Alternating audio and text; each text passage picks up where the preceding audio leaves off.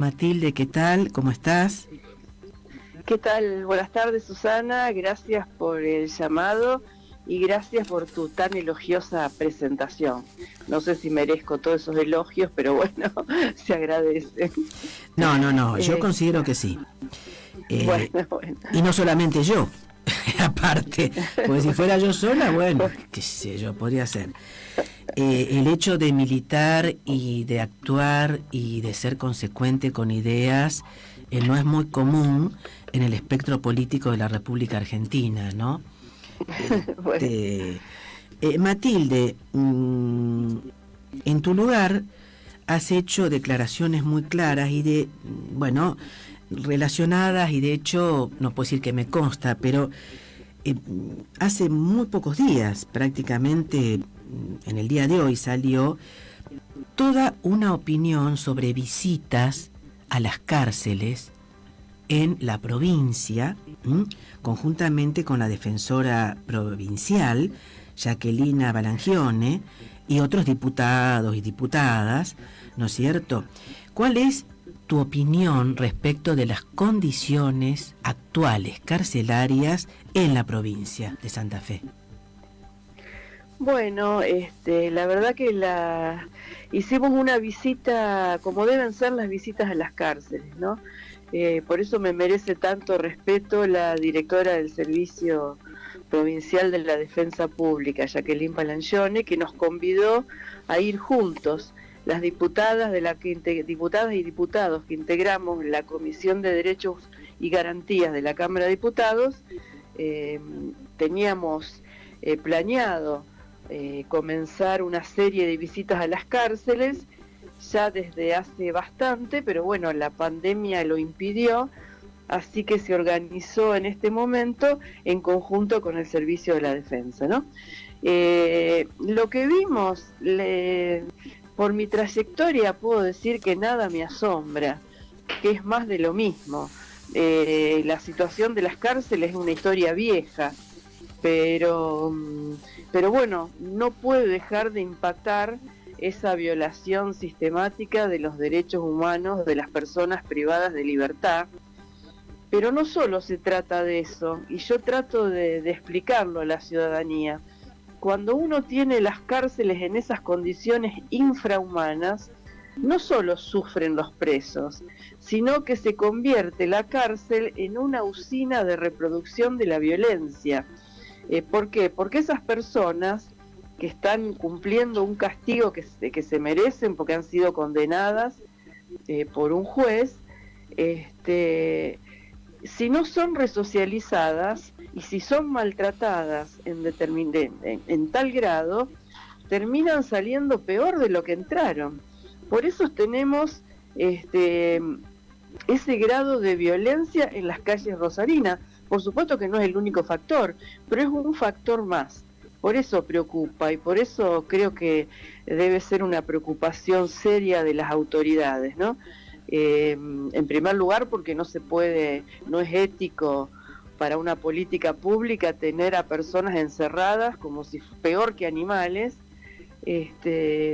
pero además porque perjudica al resto de la sociedad, porque después las condiciones de esas personas que en algún momento van a salir en libertad, bueno, es una condición que genera violencia, y si no se las resocializa, si no se les permite estudiar, si no se les permite trabajar, bueno, van a volver a su actividad o deben haber aprendido una nueva actividad delictiva, y bueno, esto genera mayor inseguridad, ¿no? Por eso nos preocupa mucho, y la preocupación de todos los diputados que concurrieron, que de todos los sectores políticos, ¿no? Fue Leonela Catalini del socialismo,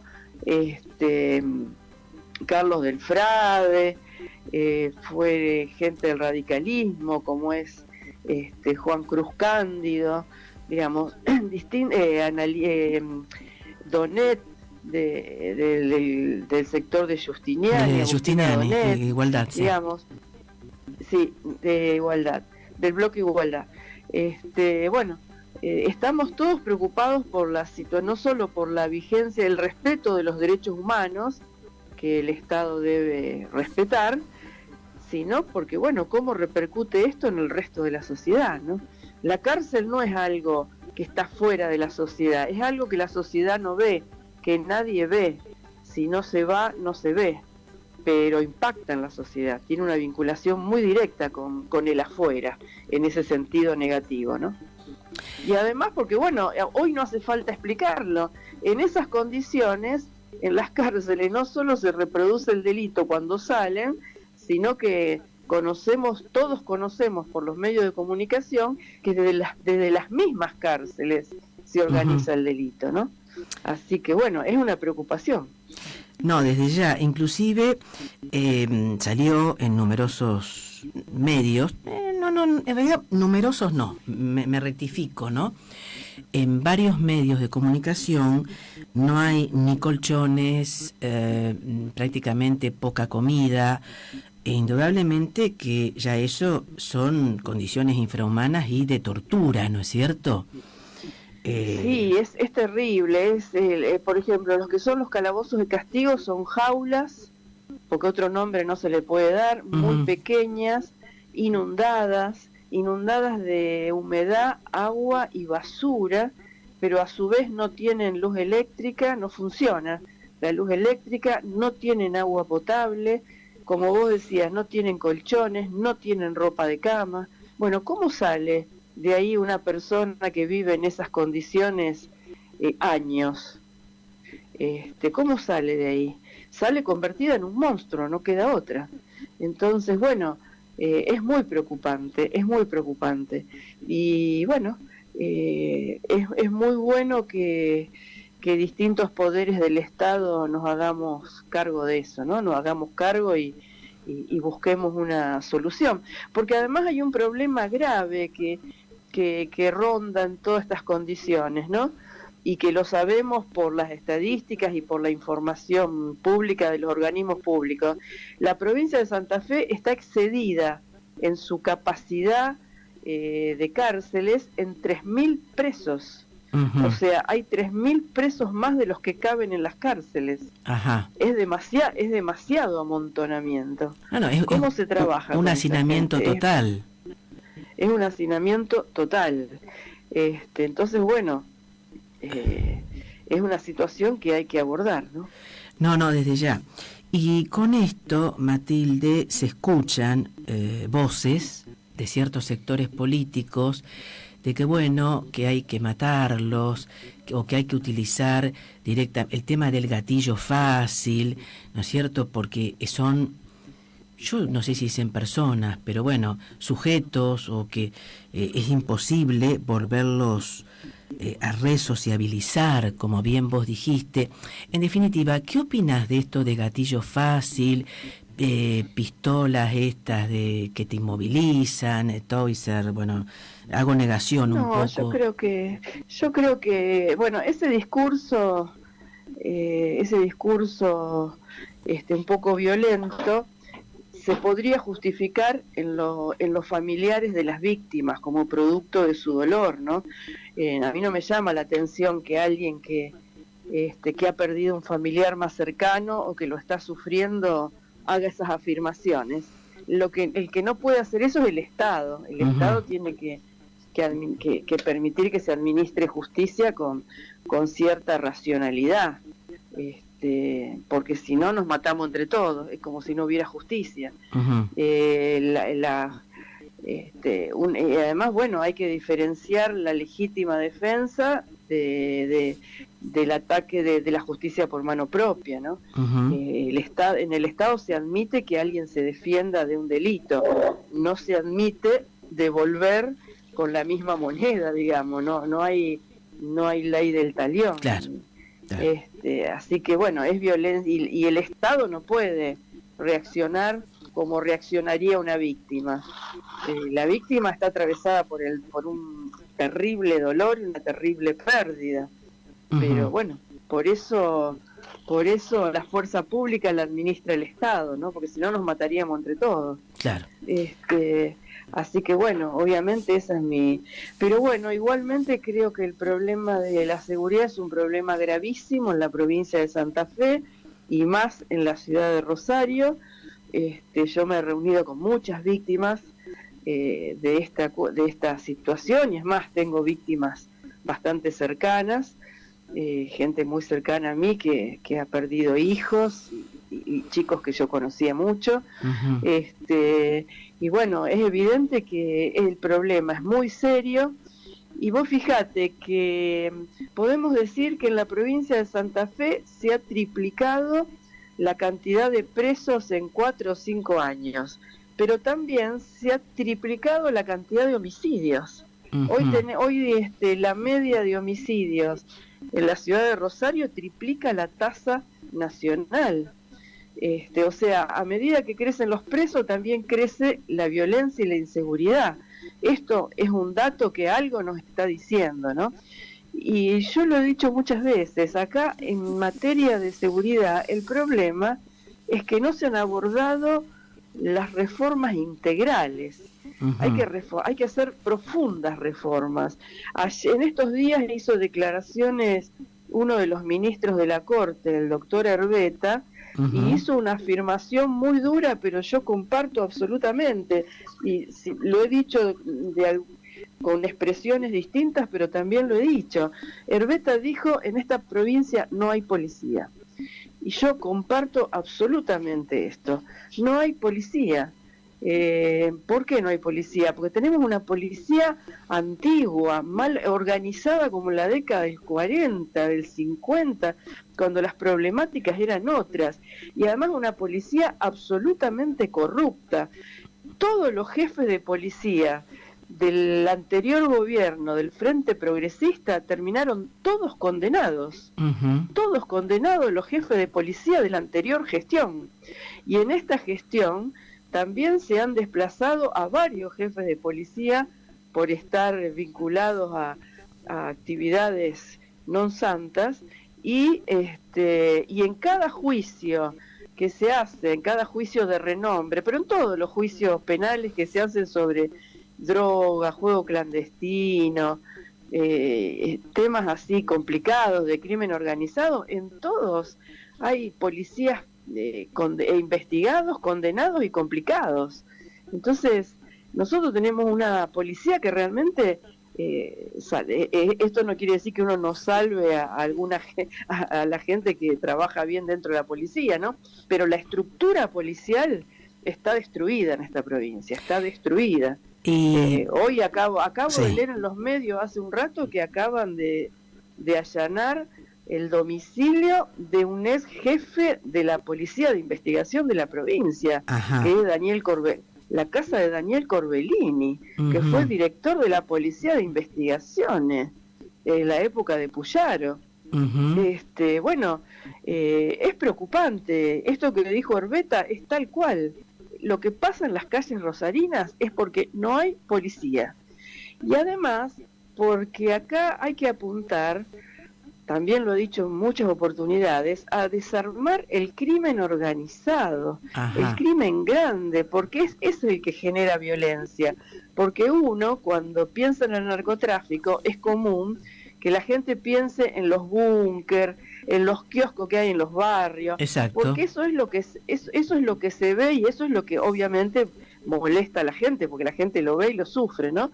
Pero hay algo que no se ve y que es más grande, que son las grandes inversiones que hacen los grandes narcotraficantes y el lavado de dinero que se invierte en la economía legal, ¿no? Hay financieras, hay negocios legales, entre comillas, de todo tipo, que se financian con la plata del narcotráfico, o sea, con la vida y la sangre de los adolescentes que caen en las calles, asesinados en las calles de Rosario, ¿no? Y para investigar ese delito más complejo, necesitamos policías actualizadas, bien organizadas, formadas, con recursos tecnológicos. No una policía de hace 40 años, policía de comisaría, ¿no? Realmente no se puede abordar este problema sin estructura policial. No, desde ya, coincido, pero también recuerdo que, un tío abuelo mío fue juez de instrucción en la época del 30, ¿no? Duró poco porque lo hicieron renunciar, que decía el nexo incuestionable entre que existe entre el tráfico de drogas, bueno, se hablaba tanto de narcotráfico, la trata de blancas, dictó el primer fallo contra un tratante de blancas también, tengo el fallo ese, sí, y por otro lado, es decir, el nexo entre el poder político, el poder económico y el poder judicial. ¿Qué podés decir respecto del Poder Judicial y este nexo que me parece muy importante y esta lucha contra no la gente que digamos se la encuentra, sí, pero no las cabezas que dirigen, que están al frente, ¿no? La economía de subsistencia que subsiste a través de hechos ilegales, como es la venta de drogas, esa economía, por supuesto hay que desarmarla y esas personas podrán tener las condenas que se merezcan, ¿no? Pero si uno no apunta al corazón, a la cabeza de la organización de esos delitos, no se terminan resolviendo, porque el crimen organizado tiene vínculos, como vos decías, con el poder político, con el poder judicial. Acá también hay que mirar al poder judicial. Las dos grandes organizaciones de narcotráfico de Rosario, ¿no? Digo grandes entre comillas, ¿no? Porque no sé si son las más grandes. Sí, es verdad. Las que han sido más notorias y los juicios más notorios, ninguno tenía causa por narcotráfico en los tribunales federales. En realidad caen por otra cosa, caen por hechos violentos, y caen en la justicia provincial por eso, porque caen por otros delitos, pero nunca habían sido investigadas, las bandas más grandes nunca habían sido investigadas por narcotráfico. Bueno, eso es un dato de que hay algo que no funciona en la justicia, en la policía y también vínculos en el poder político. Matilde, y ahora entrando en el tema, y bueno, van a pensar que uno va a decir que las RT tienen narcotráfico, no digo que no, con todo respeto, después que no me diga. No. Bueno, emitiste una opinión, inclusive presentaste un proyecto, ¿no? Respecto de esta adhesión de la provincia a la actual modificación, a mi entender nefasta, ¿no?, de la provincia de Santa Fe con respecto a la ley de riesgos del trabajo, a la RT, digamos, ¿no? ¿Podés explicar a la audiencia de qué se trata esto? Bueno, en su momento nosotros nos opusimos, digamos, en realidad es la privatización. Las ART, vos lo sabés mejor que yo. No, mejor no, pero bueno, de todas maneras, sí. Bueno, yo por tu especialidad, pero bueno. Está bien. Bueno, la salud fue puesta en manos privadas, en la salud de los trabajadores, ¿no? En manos de... Las ART no son más que compañías de seguro, que aseguran la salud de los trabajadores. Bueno, ¿cuál es el problema de la ley de adhesión a las ART? El problema es que impiden que un trabajador que sufre una enfermedad laboral o un accidente de trabajo ocurra ante un tribunal, ante un juez, a reclamar el derecho a ser asistido y el derecho a ser indemnizado, que es el derecho de cualquier ciudadano. Cualquier ciudadano que reclama un derecho tiene un juez para ir a reclamarlo, hay jueces para eso, ¿no? Bueno, la ley de RT lo que establece es que los trabajadores que sufren un problema de salud tienen que pasar por unas comisiones médicas. Estas comisiones médicas dependen del mismo sistema de riesgos del trabajo, o sea, son juez y parte.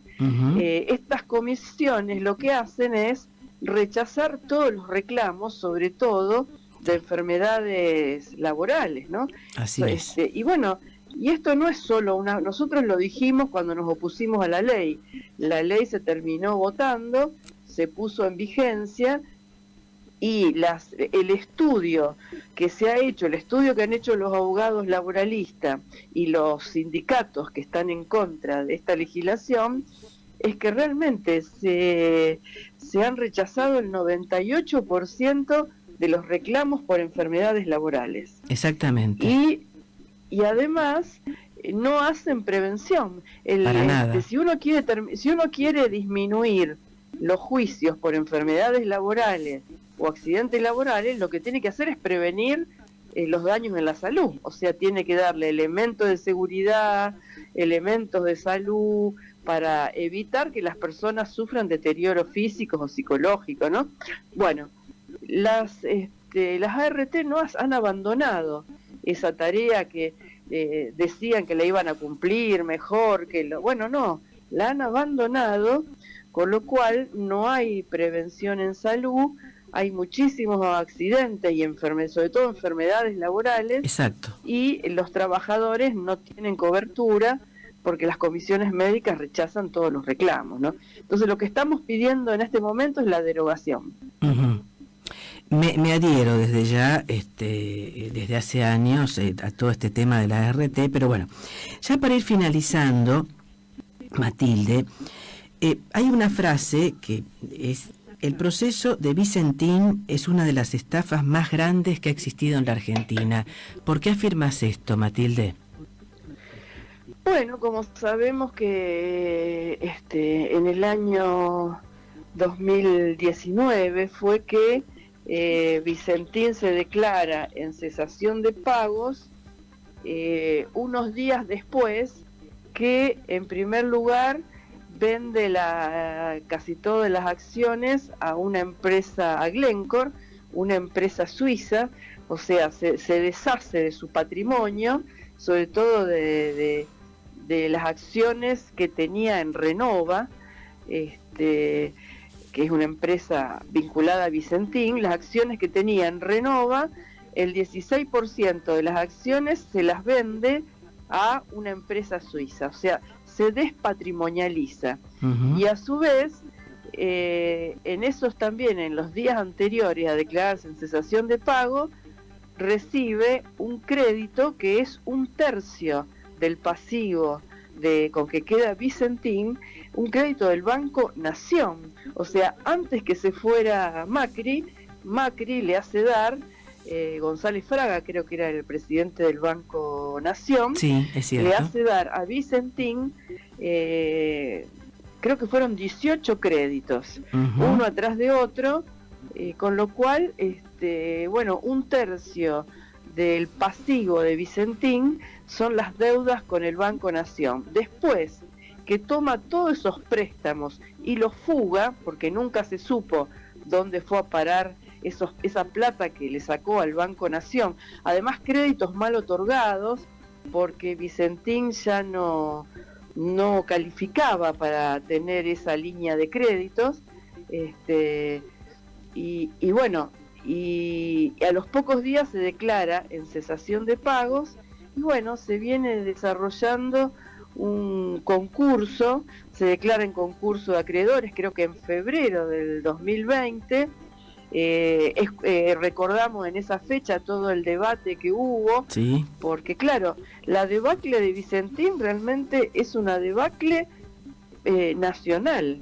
Uh-huh. Y es una debacle para la provincia de Santa Fe, porque era la mayor empresa exportadora, era la sexta empresa exportadora del país, uh-huh, en oleaginosas, en granos y en todos los subproductos, ¿no? Bien. Bueno, y además tiene entre los trabajadores que trabajan en la propia planta de Vicentín y las empresas asociadas, alrededor de 5 o 6 mil trabajadores. O sea que realmente, y además, bueno, al declararse en cesación de pago y en concurso, no solo